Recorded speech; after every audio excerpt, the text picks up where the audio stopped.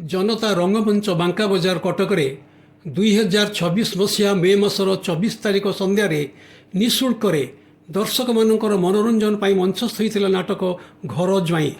गोटे 5 जणिया परिवार, बापा जयगुरु खूब चालाक चतुर, माँ लावण्यवती घर काम निपुणा, पुओ निधिया मामू घर को पुओ हो जाइए, बड़ झील बासंती मोटी काली असुंदरी किंतु से चाकरी करिछि, सान झील शशि सुंदरी पाठपढ़ा सारी घरे बसिछि।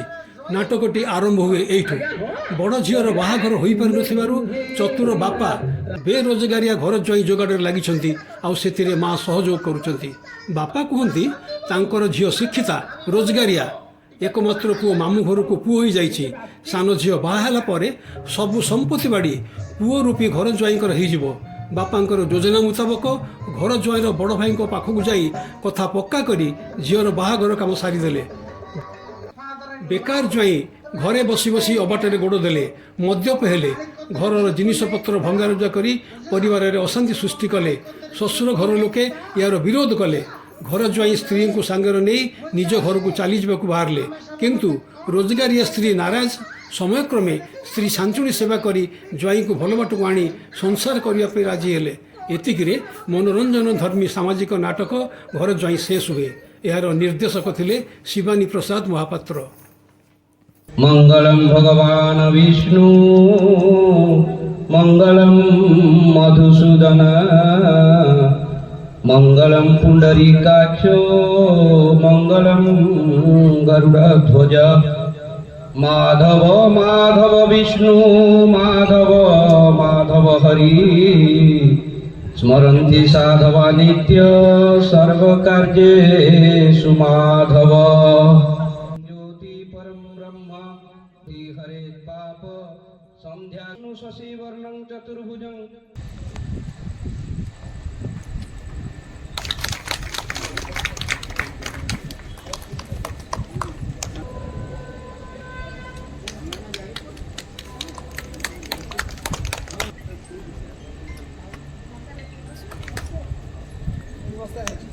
दुईटी पद विजय भाई को आउ शरद भाई को शुणा चाहिए जनता रंगमंच विषय। ड्रामा देखते जो मैंने आसती आम जिते कहवा से विरक्त हे। आप बहुत बहुत धन्यवाद, बहुत धन्यवाद। मन पड़ जाऊँ अनेक कथा मुझे देखी अबनी बराड़ आदर बराड़ ड्रामा कर देखी अनेक ड्रामा से कथा अभूला वर्णना करने चाहूँगी, किंतु जो मैंने या आज पुनरुद्धार कर जो मैंने आज पुणी चलचंचल कर आउ थे बधाई देवा अभिनंदन जन चाहूँगी आउ बेसी कह चाहूँ। धन्यवाद। आसतु से पुणा जनता रंगमंच को फेरी आज से बाजा बाजु गीत हो लाइट जलुचे अभिनय आरंभ हम। आसतु आउ डेरी करें नहीं, नाटक आरंभ कर। এই নাটকକୁ এই জনতা রঙ্গমঞ্চକୁ আমি ଟିକେ ଲୋକପ୍ରିୟ କରିବା ପାଇଁ ଆଉ ଦର୍ଶକମାନଙ୍କ ମନରେ ଗୋଟେ ଅଦ୍ଭୁତ ଲୋକପ୍ରିୟତା ବଢ଼ାଇବା ପାଇଁ ଆମେ ଚେଷ୍ଟା କରିଛୁ। ତେଣୁ ନାଟକ ଦେଖିବା ପାଇଁ ଆପଣଙ୍କୁ ବସାଇବା ହେଲେ ଆପଣଙ୍କୁ କିଛି କରିବାକୁ ପଡ଼ିବ। ସେଇ କ୍ରମରେ ଆମେ କରିଛୁ। এই ନାଟକଟିକୁ ଆପଣ ମୂଳରୁ ଶେଷ ପର୍ଯ୍ୟନ୍ତ ଦେଖନ୍ତୁ। ଆଉ ଏ କାନ୍ଥରେ ଦେଖନ୍ତୁ ଦୁଇଟି ଜାଗାରେ ହ୍ୱାଟ୍ସଆପ୍ ନମ୍ବର ଲେଖା ହେଇଛି। से व्हाट्सएप नंबर को आप सेव कर रखु। नाटक शेष में आम गोटे प्रश्न पचारू, से गोटे प्रश्नर उत्तर आपण मैंने इमिडिएटली से नंबर को पठेबे। ता भीतर प्रथम द्वितीय तृतीय जहाँकर आसी यथाक्रमे 1500 टंका 1000 टंका और 500 टंका पुरस्कार दिया। नाटक भितर गोटे प्रश्न पचरा तार सठिक उत्तर जो मैंने जानी कि मन रखिपार थे से संगे संगे से देले तांकर पुरस्कार यही मंच में संगे संगे दि पुरस्कार को जी प्रायोजित कर पवित्र स्टूडियो और पवित्र एंटरटेनमेंट मालिक पवित्र नायक। एबे मु विशेष किसी न कही नाटक आरंभ करवा। जय जगन्नाथ।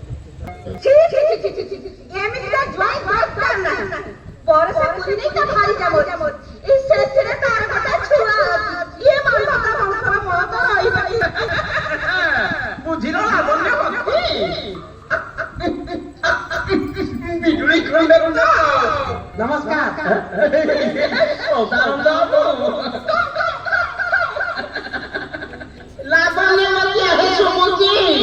ସଦାନନ୍ଦ ଆସେନି ପରା ବୁଝିଲ ସଦାନନ୍ଦ ବାସନ୍ତି ମାନେ ତମର ଭାବି ଭାବେନ୍ଦ୍ର ଟିକେ ପୁରୁଣା କାଳିଆ ଆଲୋ ଶାଶୀ ଆଉଛୁ ଇଏ ମୋ ସାନ ଝିଅ ଯାଉନ ପୁଅ ଯା ଏମିତି ପିଲା ଖଣ୍ଡେ ସେ ଶବ୍ଦ ଖଣ୍ଡେ ଗାଁରେ ନଥିଲେ ପରା ଉଠି ଆସିଲେ କି ଅପା ରନ୍ଧା ରନ୍ଧି କିଛି ଭଲ ହେଇନାହିଁ ନା କଣ ମନ ମାରିଲା କି ଚଳିବ କିଛି ଅସୁବିଧା ନାହିଁ ଯେ ତେବେ ଦୁଃଖ ମୋର ଜୀବନେ ନଥିବ ଏକ ଘରୁ ନଥିଲି ଜାଣି କି କହିବି ଦୁଃଖ କାହାଣୀ କଣ ହେଇଛି ଖୋଲି କହୁନା ଗାଁର ଏକ ଝିଅକୁ କଥା ଦେଲି ପାହା ହବାକୁ ଭାଇ ମୋର ତେଣୁ ଭିନେ ହେଲି ପୂଜଣି ଶୁଣି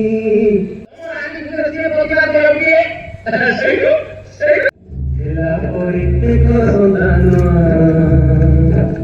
ଆଜା ପରଲୁ ଭଗମନ ସେଇଦିନୁ ହେଲି କାନା କହୁଡ଼ିଆ କଥା ଦିଆ କହେଲୁ ଜାଣି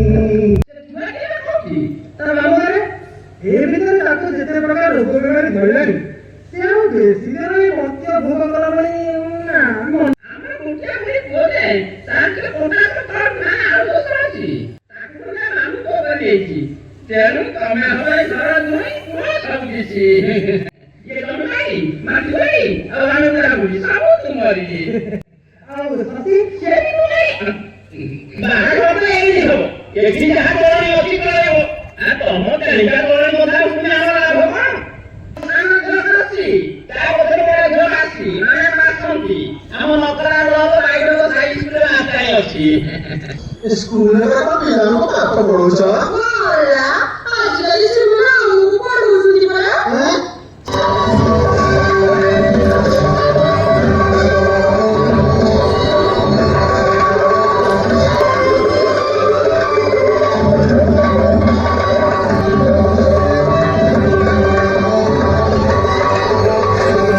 ମୁଁ ଯାହା କହିବି ବୁଝିଲ ଶଶୀ ମୁଁ ଯାହା କହିବି ସେଇଆ ହବ ହେଲେ ଖବରଦାର ମତେ କିଛି କହିପାରିବନି ଶଶୀ ତୁ ତ ମୋର ଗେଣ୍ଡୁପୁର ରଖୁଛୁ ମଧୁଆ ମାତାଲି ମୋ 14 ବର୍ଷର ପିଲା ପକେଇଲା ମୁଁ କହିଲି ତ କହିଲା ଶିଖେଇ ଦେଲା କପା ଝାଡୁରେ ପିଟିଲା ଅପା କହିଲା ମତେ ସେ ଖପା ଛଣ୍ଡେଇ ଦେଲା ମୋ ଚପା ଜାଣିଲୁ ଫଟକେ ପକା ରାଗି ଗଲେ କହିବି କଥା ଆଲୋ ଛାଡ଼ ପତ୍ର ଲେଖିଲି ଚାଲ ଦେଖିବୁ ଏ ମୋ ଅପାକୁ ତମେ ଛାଡ଼ ପତ୍ର ଦବ ଦେବି ନିଶ୍ଚୟ ଦେବି ଅପବାଦ ଦେବି ସଦାନନ୍ଦ କାମ ଠିପି ଧରି ଶୁଣ ଏମିତି ସରଦାସ କରିବ ତ ମାଧ୍ୟମ ତମକୁ ଟିକେ କାମ କରିଦେବି ସେଥିପାଇଁ ମୋ ରେଡି ସାଇଜି ଫାଳନ ମତେ ଧମକଉଛ କଣ ଏ ସମ୍ପତ୍ତି ବାড়ি ବିକି ଦେଇ ମୁଁ ଏଠୁ ଚାଲିବି ବାড়ିବ ନାହିଁ ବାପ ମୋ ପାଖରେ କଥା ଅଛି ମାନେ ଜମି ବାড়ি ବିକିବା ଦୂରର କଥା ଦଖଲ ବି କରିପାରିବ ନାହିଁ ଠିକ ଅଛି ଏକ୍ସସି ডাকলে তো আপনাকে চিন্তা আজি মোরা তার উপরে একটু ফাজলা আইলো মধুবি যদি মনে ইচ্ছা আছে তেমন বাহারে যাইকে বল বুঝছো এটি আমি নাই মুন্ডে ছঞ্চড়ে না আরে পেটিও পেটি তো লাগি পেটি পেট মিঠা বন্ধ করে আমার ঘরে বাসন্তী এই বাবস আনন্দ মো সদাই মো সদু মো সদা শীঘ্র হয়ে টুমিলা নহলে বাসন্তী হাতর মিঠা তো বিজি কুয়ার ଯିବି ମୋ ସ୍ତ୍ରୀକୁ ମୁଁ କହିବି ପିଟିବି ମାରିବି ତମେ କିଛି କରିପାରିବ ନାହିଁ ହେଲେ ବାପ ତମେ ଯାହାକୁ ପିଟିବ ବୋଲି କହୁଛ ସିଏ ବାପକୁ ଏ ଲୋକ ପିଟୁଛି ପିଟୁ ମୋ ବହୁତ ଦେଖିଛି ପିଟିଲା ବେଳେ ଏଣିକି ମଧ୍ୟରେ ଟିପ ଲଗେଇ ପାରିବନି ବୁଝିଲ हम इसको देख लेंगे ଆଉ ତମ ଭିଡ଼ ବଣିଆ ମତେ ଆଉ ନାହିଁ ସବୁ ମୁଁ ବି ତମକୁ ସମାଲୋଚନା କରିଦଉଛି ଆଉ ଯଦି ଥରେ ଏଠିକି ନିଶା ପାଣି ପିଇ ଗଣ୍ଡଗୋଳ କରିବ ମୁଁ ବି ତମକୁ ଦେଖେଇଲା ବେକ ଛଡ଼ା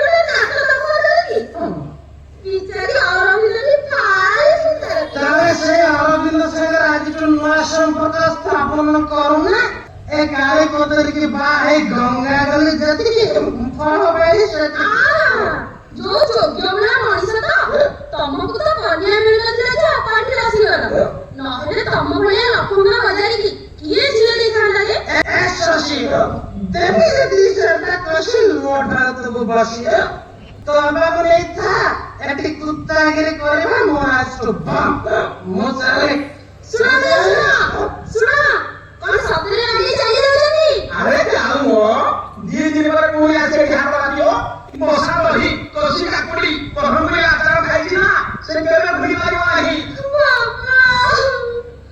ବାପା ସେ ଜଗନ୍ନାଥ ସମତଳରେ କହୁଥିଲେ ମୋଟ ଗେଲା ଦି ଚାରିଟା ଛୋଟ କରି ବେହୋସ ପଡ଼ିଛନ୍ତି ଭଲ ହେଇଛି ବୁଝିଲ ମାଗନ୍ୟବତୀ କିଏ ମଦୁଆ ରାନ୍ଧା ଆଉ ବାହାବିଆ ସରି ଲୋକ ଆଉ ବିଶ୍ୱାସ ନାହିଁ খুব ହେଇଗଲାଣି ଏଠିକି କଣ ଗୋଟେ ଉପାୟ କରିବାକୁ ପଡିବ ନହେଲେ ଜଣକୁ ମାନ୍ଧାର ମାନ ସମ୍ମାନ ସବୁ ଆଗରେ ମିଶିଯିବ ଆରେ ମୋର ତ ପୁଣି ଗୋଟା ପ୍ରେଷ୍ଟିଜ୍ ଅଛି ଭାସନ୍ତି ତୁ ଟିକେ ଭିତରକୁ ଗଲୁ ଶଶୀ ତୁ ପୁଣି ଏଠି ଛିଡ଼ା କାହିଁକି ଯା ଭାଇର କଥା ଦେଖେ ସେମାନେ ସବୁ ଯାଇଛି ହେଲା ବନ୍ଧୁବତୀ ତମେ ଟିକେ ସେ ଘରକୁ ଚାଲିଲ ଯାହା କହିବି ଠିକ ଠିକ କରେ ଦୋଳିର ମନ ବଳେ ଘର ଧରିଯିବ ମୁଁ ଜୟଗୁରୁ ମାନ୍ଧାତା ଯାହା କରେ ବୁଝି ସମତିକି କରେ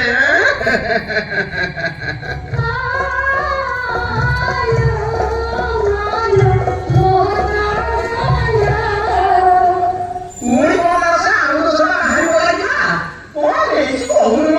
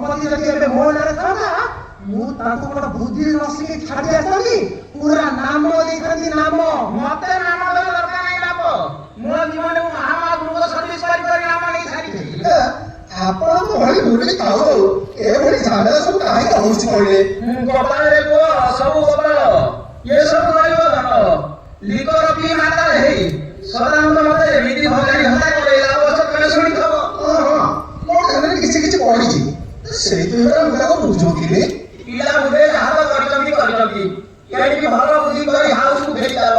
ଫେରିଯିବି? ତମେ ଶ୍ୱଶୁର ହେଇ ମୋ ପ୍ରତି ଯୋଉ ବ୍ୟବହାର କରିଛ ସେ କଥା କଣ ଏତେ ଶୀଘ୍ର ବୁଝିବି?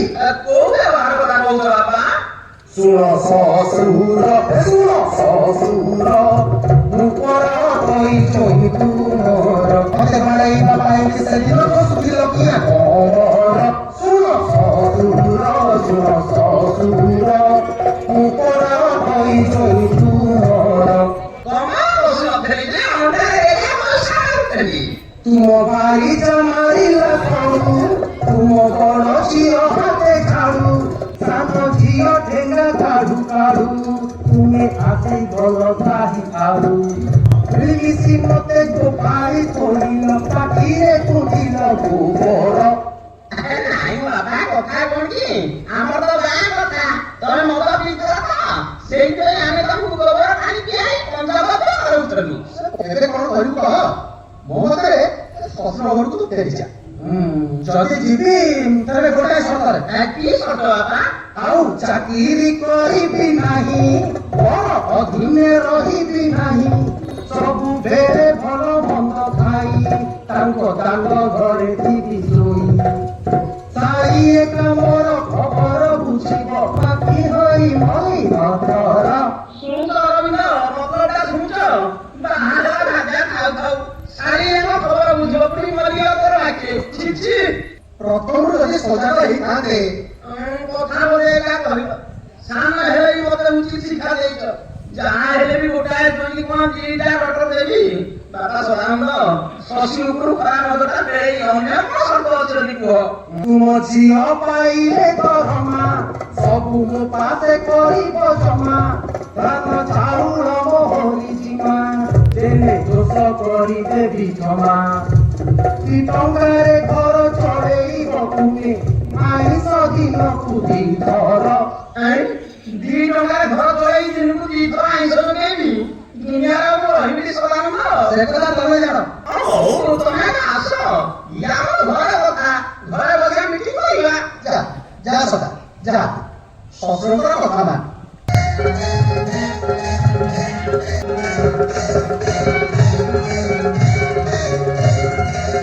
ହଁ ଭାଇ, ହାରମୋନିୟମର ସେ ସା ଗର ବଜେଇଲୁ, ସା ସା ସି ସା ସା ମାନ ଧରୁଛୁ କଣ ସା ସା। ତମେ କହୁଛେ ହଟିକେ ହଟିକେ ହଟିକେ ନାଇଁ ହଟିକେ ଚଳିବନି, ରଜିନି ସା ଗର ସା। ବୁଝେ ବୁଝେ ବୁଝେ। ଓଡ଼ିଶା ଓଡ଼ିଶା ଯାହା ମୁଁ ଦେଖିଲି ବନ୍ଧୁରେ, ଯାହା ମୁଁ ଦେଖିଲି ରାଜ ଟୋକାକୁ ଲାଗିବ ଅପର ଆନନ୍ଦ, ଟୋକାକୁ ଲାଗିବ ଅପର ଆନନ୍ଦ, ଉହାକୁ ସେ ବର ଲାଜ, ଯାହା ମୁଁ ଦେଖିଲି ଆଜ ବନ୍ଧୁରେ, ଯାହା ମୁଁ ଦେଖିଲି ଆଜ। ଆରେ ବୁଝିଲୁ, এইটা ହେଲା ଘୋଷା ପଦ। ଏଥର ଅନ୍ତରା ଗାଉଛି ଶୁଣୁ।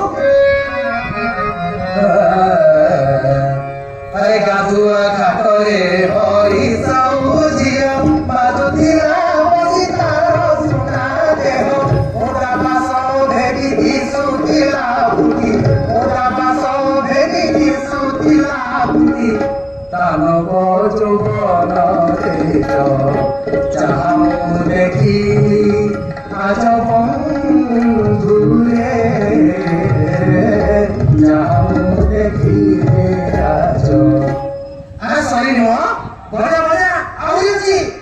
আরে সিଏ যদি মোর হুଅନ୍ତା ঘরণী, বাসন্তী হুଅନ୍ତା তার চাকরাণী, উহাই দিଅନ୍ତି ତା ସାଙ୍ଗେ ରଜନୀ, ଉହାଇ ଦିଅନ୍ତି ତା ସାଙ୍ଗେ ରଜନୀ, ହୁଅନ୍ତା କେତେ ମଉଜ, ଯାହା ମୁଁ ଦେଖିଲି ଆଜ ବନ୍ଧୁରେ,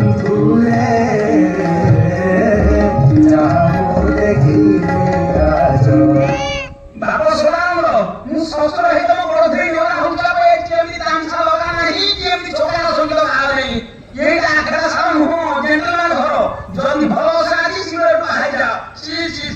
ଦେଖ ବାବା ତମେ ଯଦି ଆଉ ଦିନେ ମୋ ସଙ୍ଗୀତ ସାଧନାରେ କିଛି ବାଧା ସୃଷ୍ଟି କରିଛ ତେବେ ମତେ ଚିହ୍ନିବ ବୁଝିଲ ବେରସିକ ଲୋକ ତମେ ସଙ୍ଗୀତର ମର୍ଯ୍ୟାଦା କରି ଯାଇଛ ସଙ୍ଗୀତର ମର୍ଯ୍ୟାଦା ଆମକୁ ତମ ଅପେକ୍ଷା ବେଶ ଜଣା ଅଛି ସଟେଇ ଭାଇ ଆମେ କିଏ ତୁ ଦିଦିଆ ତୁ ପୁରା ମାମୁଁ ଘରେ ଥିଲୁ ଏଠି କେମିତି ଏଇଠି ମିଳେଇବୁ ଯଦି ଭଲ ଦଶା ଅଛି ତ ଶୀଘ୍ର ଘରୁ ବାହାରି ଯାଅ ନହେଲେ ଗଳା ଧକ୍କା ଦେଇ ତମକୁ ବାହାର କରିବାକୁ ମତେ 2 ମିନିଟ୍ ବି ଲାଗିବ ନା ତୋଳେ ବହୁତ ଦେଖିଛି ଦାଦା ବୁଝିଲୁ ମତେ ପହଳି ମାନେ ଦେଖଉଛି अरे लिया एक घरे कथा कहବାକୁ ତୁ କିଏ ତାହେଲେ ଏ ଘରେ କଥା କହିବାକୁ ତୁ କିଏ ତୁ ଭୁଲ ହେଇଯାଇଛୁ ସମ୍ପତ୍ତି ବାଡର ମାଲିକ ମୁଁ ଭୁଲ ବୁଝଛ ସଦାନନ୍ଦ ଭୁଲ ଟୋଟାଲ ଭୁଲ ତମ ଗତିବିଧି ଭଲ ଭାବେ ଠକ ଦେଇ ଚାବି କାଟାକୁ ମୋ ହାତ ଉଠା ରଖିଛି ମାନେ ଅତି ସହଜ ମୋ ଯେ ତୁମେ ମାରି ମୁଁ ବଞ୍ଚିଥିବା ଯାଇ ଏ ସମ୍ପତ୍ତି ମାଲିକ ନିଧିଆ କିନ୍ତୁ ବାହାଘର ଆଗରୁ ଜବାବ ଥିଲା ଏ ନିଧିଆ ଇଏ ହଉଛି ଦୈବ ଲିଖନ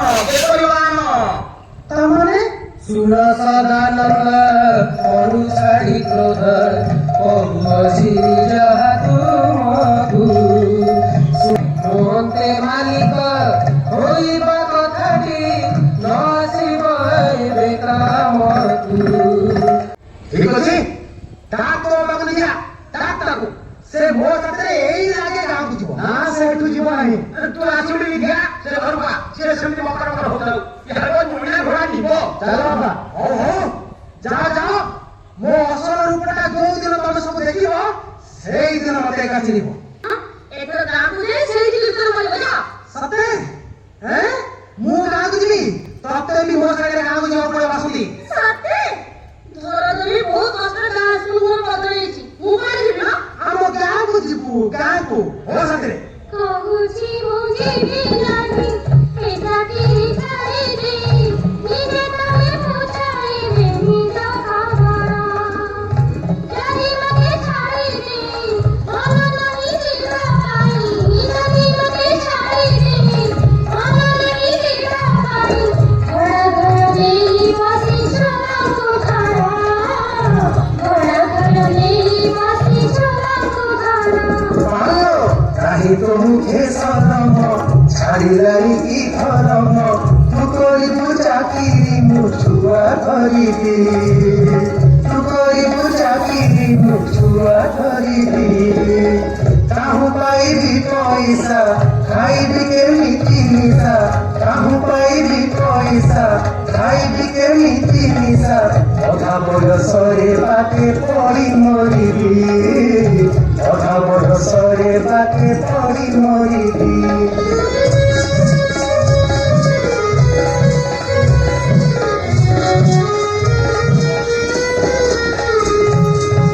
ଆଉ ଯଦି ଖାଇସା ମାରିବି ମୁଁ ଖାଡୁସା ଏଥିରେ ଠାଡୁ ମୁଠା ଦେବି ଉଡ଼ାଇ କହୁଛି ମୋ କଥା ମାନ ସୁଖେ କରି ଯିବା ଦିନ କହୁଛି ମୋ କଥା ମାନ ସୁଖେ କରି ଯିବା ଦିନ ଭଲ ଯିବା ଅନୁରାର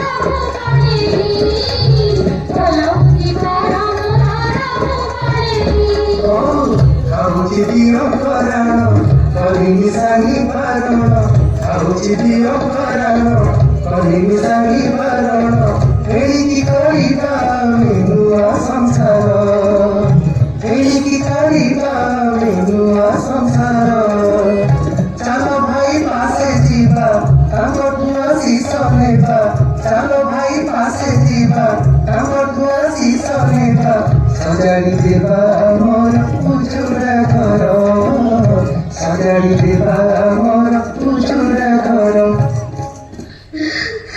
ସତକଥା ମନେ ଅଛି ନା ପକେଇଲା ତମେ ଟିକେ ଭଲ ବୁଝି ଯିବ ଭଲ ମଣିଷ ହବ ନକରେ ଉପାୟ ନେଇ ବାସନ୍ତି ଧବଳେଶ୍ୱର ମହାଦେବଙ୍କ ନାଁରେ 108 ଥର ନିୟମ କରୁଛି ଆଜିଠୁ ମୋ ନିଶା ପାଣି ବନ୍ଦ ସତରେ ପର ଝିଅ ବୋହୂଙ୍କ ଉପରେ ଆଖି ପକେଇବା ବନ୍ଦ ବହୁତ ଭଲ ଘରେ ବେକାର ହେଇ ବସିବା ବନ୍ଦ ଆହୁରି ଭଲ ଆଉ ଶ୍ୱଶୁର ଘର କୁତ୍ତା ସାଜିବା ମଧ୍ୟ ଆଜିଠାରୁ ମୋର ଏତିକି ସବୁଠୁ ଭଲ ତୁ ଟିକେ ବାପ ଘର ଆଶା ଛାଡ଼ିଦେବା ବାସନ୍ତି ମୋ ସାଥିରେ ଏଇ ଲାଗେ ଗାଁକୁ ଚାଲ ଆମେ ଗାଁକୁ ଯାଇ ଭାଇଙ୍କ ଠାରୁ ଆଶୀର୍ବାଦ ଗ୍ରହଣ କରି ଏଇ ଗାଁରେ ଭଡ଼ା ଘର ନେଇ ରହିବା ପରିଶ୍ରମ କରି ନିଜ ଗୋଡ଼ରେ ନିଜେ ଠିଆ ହେବା ପାଇଁ ତୁ କଣ ମତେ ଟିକେ ସାହସ ଦବୁନି ବାସନ୍ତି ମୋ ସାଥିରେ ଚାଲ ସତରେ ତମେ ତୁ ମତେ ଯୋଉ ଉଚିତ ଶିକ୍ଷା ଦେଇ ମତେ ବାଟୁ କାଢୁଛୁ ସେଥିପାଇଁ ତୁ ମୋ ଠାରୁ ଆହୁରି ଆହୁରି ଆହୁରି ଭଲ।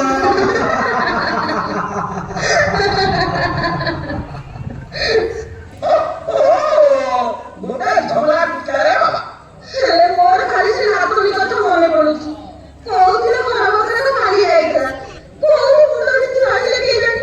ଠାକୁରୀ କରନ୍ତୁ ସୁନନ୍ଦ ଭଲ ମଣିଷ ହଉ। ବୁଝିଲା ଅରୁଣାବତୀ, ସେ ମଣିଷ ହଉ କି ପଶୁ ହଉ, ଆମକୁ କିନ୍ତୁ ମଣିଷ କରିକି ଯାଇଛି। କେମିତି? ଦୁଃଖେ କଷ୍ଟ ଉପାର୍ଜିତ ତାଙ୍କର 2 ଇୟର୍ସ ଗଲାକୁ ପୁରା ବି ହାତ ବୋଝ କରିନେଇଛି। ସେଇ ଟଙ୍କା ବି ଏମିତି କାମରେ ଲଗେଇ ଦେଇଛି ଯେ ନିଜେ ଆମର ଜୀବନ ସାରା ବସି ଖାଇଲେ ବି ସରିବ ନାହିଁ। ଆଉ କଣ ଜୁଆଇ ବାବୁ ବି ପୁରା ବି ଜାଣିଛନ୍ତି ନା କେକା ମାଟିକେ ଦିଟା ଶିକାର। ତମେ ଏ କଥା ଆଉ କାମ କରୁଛ? ଝିଅ ଜଣକୁ ହାତ ଧରି କରୁଛ? ତମକୁ ଧର୍ମ ସହିବନି। ଓ ଇଏ କାହିଁକି କାହିଁ କହୁଛ ଶୁଣେ, ଝିଅ ଜଣଙ୍କ ରୋଜଗାର ନେଇଛି, ପର ଗାଁରେ ପୁଅ ତ ଦେଇନାହିଁ, ଏଥିରେ କୋଉ ମହାଭାରତଟା ହସ୍ତ ହେଇଗଲା ଶୁଣେ। ତାକୁ ତାହେଲେ ଏଇଠି ସମ୍ପତ୍ତି ବଡ଼ ଆଶା ଦେଖଉଥିଲା ନା କଣ?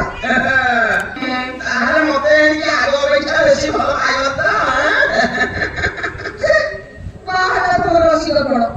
ମୁଁ ଜାଣେ ବାବା, ମୋର ଘରେ କେତେ କାମ ପଡିଛି। ଶୁଣିଯାଅ ବାସୁ, ଶୁଣିଯାଅ।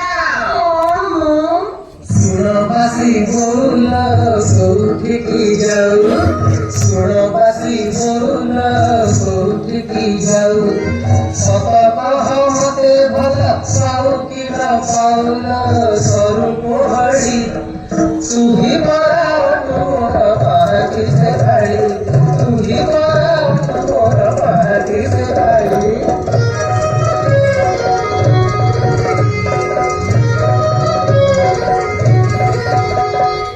ଆମେ ଏଇ ମଞ୍ଚରେ କିଛି ନୂଆ ଚିନ୍ତାଧାରା ନେଇ ଆରମ୍ଭ କରିଥିଲୁ କି ନାଟକଟାକୁ ଆପଣ ପୁରା ଉପଭୋଗ କରନ୍ତୁ। ଉପଭୋଗ କରିସାରିଲା ପରେ ଆପଣ କିଛି ପୁରସ୍କାର ଏଠୁ ନେଇକି ଯାଆନ୍ତୁ।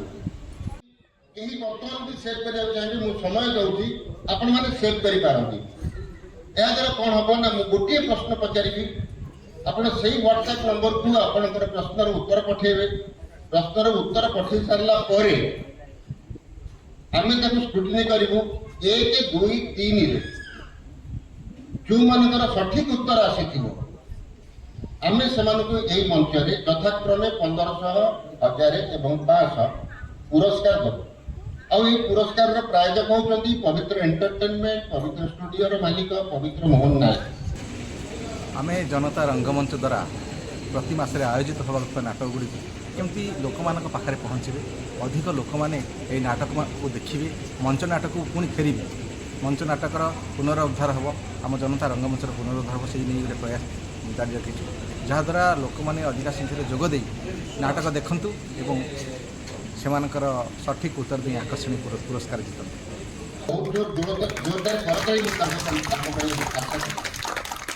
ଧନ୍ୟବାଦ। ଆପଣମାନେ କେବେ ଭାବନ୍ତୁନି ମୁଁ କଷ୍ଟ ପ୍ରଶ୍ନ ପଚାରିବି, କିନ୍ତୁ ଗୋଟିଏ କଥା ମନେ ରଖନ୍ତୁ, ନାଟି ସମ୍ପୂର୍ଣ୍ଣ ଭାବରେ ଆପଣଙ୍କୁ ଲେଖିବାକୁ ପଡ଼ିବ। ମୁଁ ଯେଉଁ ପ୍ରଶ୍ନ ପଚାରିବି ଉତ୍ତରଟି ସମ୍ପୂର୍ଣ୍ଣ ଭାବରେ ଲେଖିବାକୁ ପଡ଼ିବ। ଏକଦମ ସାଧାରଣ ପ୍ରଶ୍ନ, ଆଜିର ନାଟକର ନିର୍ଦ୍ଦେଶକ କିଏ ଥିଲେ ବର୍ତ୍ତମାନ ଲେଖିକି ସାଙ୍ଗେ ସାଙ୍ଗେ ପଠାନ୍ତୁ। ଆଜିର ନାଟକର ଘର ଜ୍ୱାଇଁର ନିର୍ଦ୍ଦେଶକ କିଏ ଥିଲେ ଲେଖିକି ସାଙ୍ଗେ ସାଙ୍ଗେ ପଠାନ୍ତୁ। ଆଜିର ଯେଉଁ ନାଟକ ଏଠି ଘର ଜ୍ୱାଇଁ ପରିବେଶିତ ହେଲା ତାର ନିର୍ଦ୍ଦେଶକ କିଏ ଥିଲେ ଏତିକି ଆପଣ ଲେଖିକି ପଠାନ୍ତୁ। ଯାହା ଆମ ପାଖକୁ ଆସିବ ଆମେ ସାଙ୍ଗେ ସାଙ୍ଗେ ଆପଣଙ୍କୁ ଏଇ ମଞ୍ଚରେ ଡାକି ପୁରସ୍କୃତ କରିବୁ। ଜୟଗୁରୁ ମାନ୍ଧାତା ସମସ୍ତଙ୍କର ଭଲ ଚିନ୍ତା କରେ ଆଉ ସମସ୍ତଙ୍କୁ ପଟି ମାରି। ମୋ ନାଁ ହେଉଛି ରାଜୁ ସାହୁ। ଏଇ ଯେଉଁ ଘର ଜୟରେ ମୁଁ ଜଣେ ଠକର ଅଭିନୟ କରୁଛି, ଯାକି ନିଜର ଝିଅକୁ ବାହାଘର କରିବା ପାଇଁ କାଳି ଝିଅଟା ବୋଲିକା ଲୋକ କେହି ବାହା। ମୋ ନାଁ ବିଶ୍ୱ ମୋହନ ବାରିକ। ଆଜିର ଏହି ଘର ଜ୍ୱାଇଁ ନାଟକରେ ମୁଁ ମୁଖ୍ୟ ଚରିତ୍ର କରିଛି ଜ୍ୱାଇଁକୁ, ଯାହାର ନାଁ ହେଉଛି ସଦାନନ୍ଦ। ଏହି ଚରିତ୍ରଟି ଅତି ହାସ୍ୟରସାତ୍ମକ।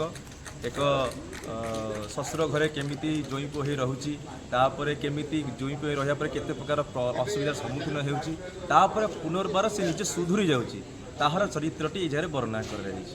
ମଦ ପିଉଛି, ମଦକୁ ଛାଡ଼ୁଛି, ମଦ୍ୟପାନ ନିବାରଣ, ସମସ୍ତ ନିଶା ଦ୍ରବ୍ୟକୁ ନିବାରଣ କରିବା, ସେଇଟା ହିଁ ଏଇ ନାଟକରେ ଦର୍ଶାଯାଇଛି।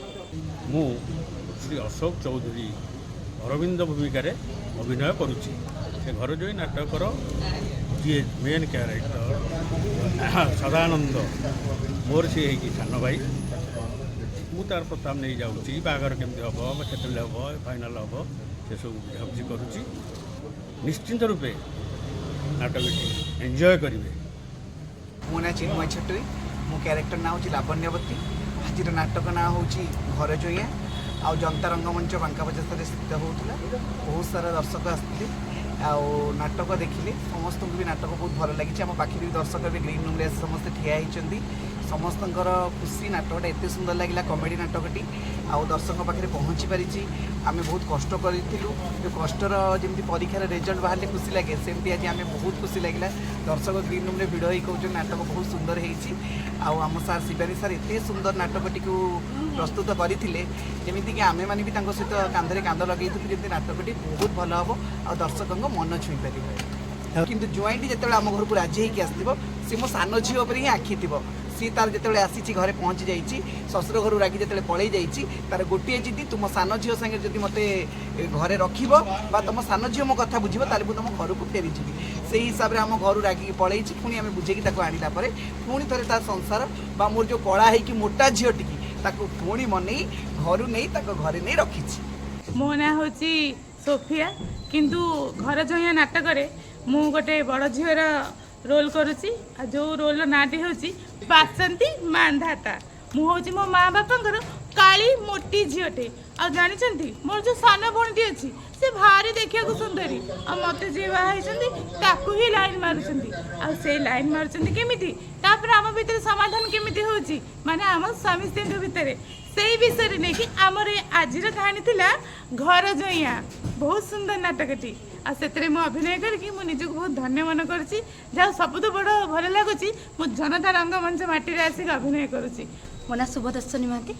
ଆଜି ଜନତା ରଙ୍ଗମଞ୍ଚରେ ଏକ ସୁନ୍ଦର ନାଟକ ପ୍ରସ୍ତୁତ କରାଯାଉଥିଲା, ଯାହାର ନାଁ ହେଉଛି ଘର ଜୋଇ। ମୁଁ ତା ଦେହରେ ସାନ ଭଉଣୀ ରୋଲ୍ କରୁଥିଲି। ଆଉ ସେଥିରେ ମୋ ଚରିତ୍ର ଥିଲା ଯେ ମୁଁ ଘରେ ଗୋଟେ ଛୋଟ ଚୁଲବୁଲି ଝିଅଟେ, ଯେଉଁଟାକି ମୋ ଭିଣେଇ ମୋ ବଡ଼ ଭଉଣୀକି ବିବାହ କରିଥିବେ, କିନ୍ତୁ ତା ଦେହରେ ସେ ମୋତେ ପସନ୍ଦ କରୁଥିବେ। କିନ୍ତୁ ନାଟକଟି ବହୁତ ସୁନ୍ଦର ହେଇଛି। ଆଉ ଆମର ସାର୍ ମାନେ ବି ବହୁତ ଆମକୁ କୋଅପରେଟ୍ କରୁଛନ୍ତି। ନାଟକ ବହୁତ ସୁନ୍ଦର ହେଇଛି। ଆପଣମାନେ ବି ଦେଖି ପାରିଥିବେ, ଆମର ଏଠି ବହୁତ ସଂଖ୍ୟାରେ ଦର୍ଶକ ଆସିକି ଆମକୁ ଆଶୀର୍ବାଦ ଦେଇଛନ୍ତି ଆଉ ଆମକୁ ସପୋର୍ଟ କରୁଛନ୍ତି। ସେଥିପାଇଁ ଆପଣମାନଙ୍କୁ ଅଶେଷ ଅଶେଷ ଧନ୍ୟବାଦ।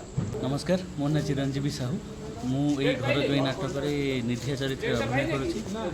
ମୁଁ ପିଲାବେଳୁ ମାମୁଁ ଘରେ ବଢ଼ି ଆସିଛି, କିନ୍ତୁ ଯେତେବେଳେ ବାପା ଦେଖିଲି କି ଭିଣେଇ ଆମର ଘରକୁ ଦଖଲ କରି ବାପାଙ୍କୁ ହଇରାଣ, ଭଉଣୀକି ମାରପିଟ ଏସବୁ କରୁଛି, ତେଣୁ ମୁଁ ମାମୁଁ ଘରୁ ଯେଉଁଠିକି ପୁଅ ହୋଇଯାଇଥିଲି ସେଇଠୁ ମୁଁ ଫେରି ଆସି ବାପାର ସହାୟ ହେଉଛି ଆଉ ଭିଣେଇକୁ ଉଚିତ ଶିକ୍ଷା ଦେବା ପାଇଁ ବାପାର ସାହାଯ୍ୟ କରୁଛି। ଶବ୍ଦ ନ ଶୁଭାଯାଏ ଠିକ୍ ସେ ନାଟକର, ତାହେଲେ ସେ ନାଟକର କିଛି ମୂଲ୍ୟ ନାହିଁ। ତାକୁ ଯିଏ ଆମ ସହିତ ଆମର ପ୍ରତ୍ୟେକ ନାଟକରେ ରହି ଆମକୁ ସେଇ ଶବ୍ଦ ଦର୍ଶକମାନଙ୍କ ଉପରେ ପହଞ୍ଚେଇ ପାରୁଛନ୍ତି, ଆମେ ତାଙ୍କୁ ବର୍ତ୍ତମାନ ସାର୍ଟିଫିକେଟ୍ ପ୍ରଦାନ କରିବୁ। ପି ନାଗେଶ୍ୱର ରାଓ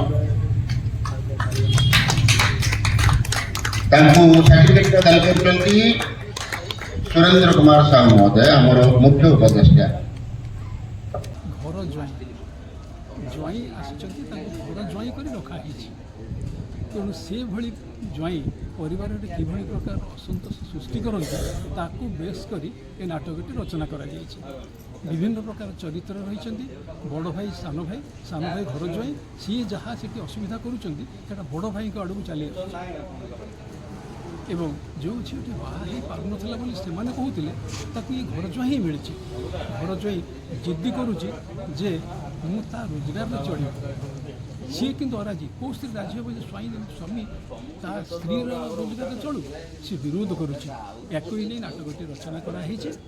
ଆଜିର ନାଟକର ଘର ଜ୍ୱାଇଁର ନିର୍ଦ୍ଦେଶକ କିଏ ଥିଲେ? କମ୍ପ୍ଲିଟ ଉତ୍ତର ଶିବାନୀ ପ୍ରସାଦ ମହାପାତ୍ର। 8296770323 ଦୟାକରି ମଞ୍ଚକୁ ଆସନ୍ତୁ।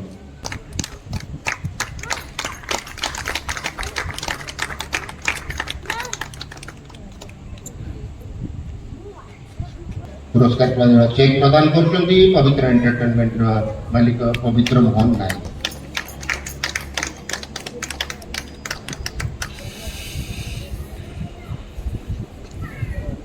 ଆପଣଙ୍କୁ ମିଳୁଛି ତୃତୀୟ ପୁରସ୍କାର ପ୍ରଦାନ କରୁଛନ୍ତି ପବିତ୍ର ଏଣ୍ଟରଟେନମେଣ୍ଟର ପବିତ୍ର ମୋହନ ନାୟକ ମହୋଦୟ।